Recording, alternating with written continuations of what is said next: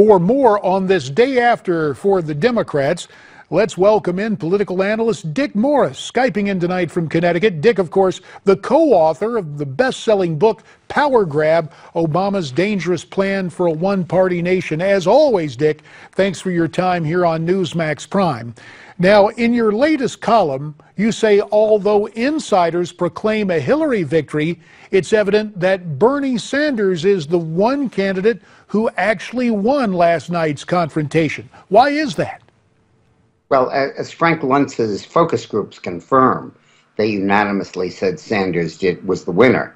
And half of the Hillary voters in that focus group switched to Sanders by the time the debate was over. As he said, I think that Sanders will move up in the polls very dramatically as a result of this performance. He got Hillary on the wrong side of two crucial issues.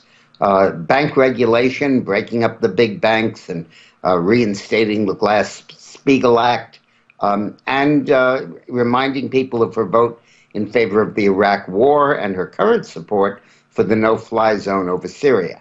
I think that those two will be long-term issues, and I think Sanders did a fine job of projecting them and of nailing Hillary to the floor on those issues.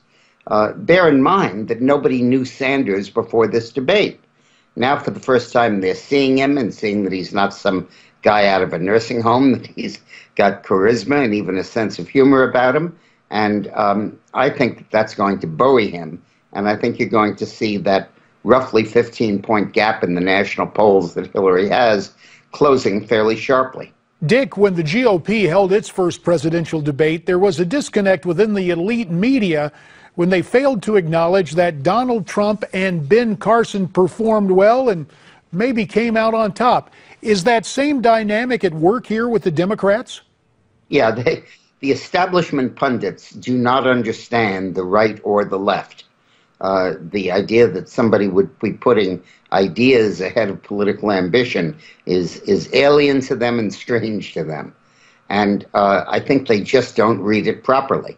They see this as just a beauty contest, and Hillary handled herself fairly well. But it's not. It's an issue-based contest.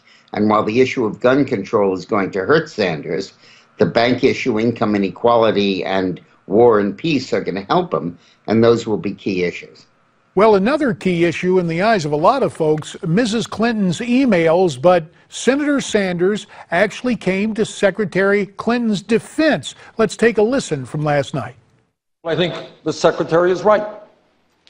And that is that the American people are sick and tired of hearing about your damn emails. Thank you. Me too. Me too. You know?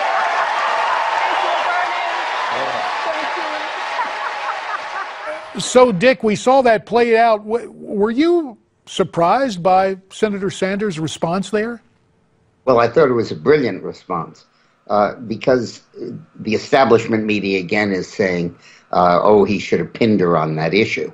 What Bernie did was to tell an audience of Hillary fans that it's okay to believe Hillary's honest, it's okay to believe that she's trustworthy, and still okay to vote for me because you agree with me on the issues of breaking up the big banks and of not getting into a foreign war.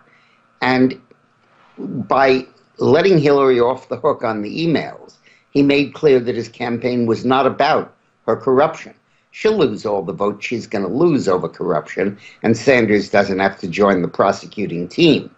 But what he did need to do was to show that the bar for supporting Sanders was not that you have to think Hillary is a criminal in order to do it. Now, in your opinion, will he remain consistent on this, or if the polls start to go south for him, will we see him pick up the theme of Mrs. Clinton's untrustworthiness? I think that he may pick it up, but it will be in the context, not of the emails and of the server and of all of that, but her flip-flops on the issues. I think that just as Ted Cruz is making his living by being the consistent conservative, I think that Sanders is making his living by being the consistent progressive. And I think that Sanders will say, you don't have to worry about whether I'm going to support the Keystone Pipeline or support the Pacific Trade Agreement tomorrow, because I've always opposed them and I'll continue to oppose them. And I think in that sense, he might go negative. I think it's also worth noting, JD, the two embarrassments in Hillary's performance last night. One is that she said, as she read the TPP, the Pacific Trade Agreement, she decided it did not meet her high standard. Well, first of all, she could not have read it.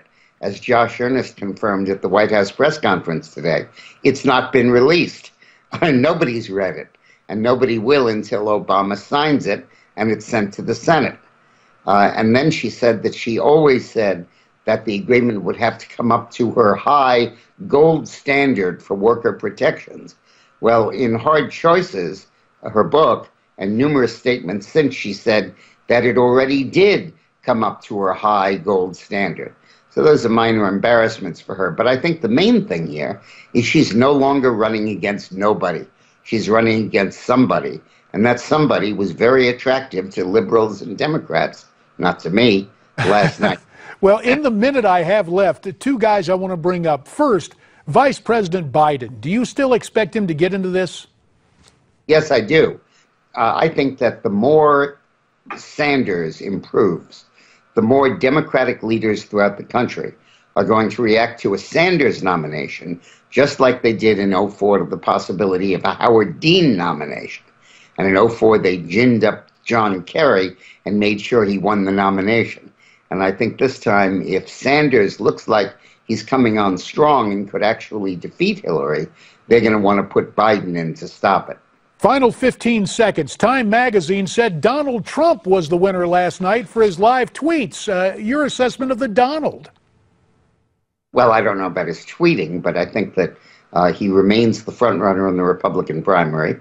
And I think he remains it for a good reason, which is he's original, he tells the truth, and he says the things that we know to be true, but also politically incorrect to say.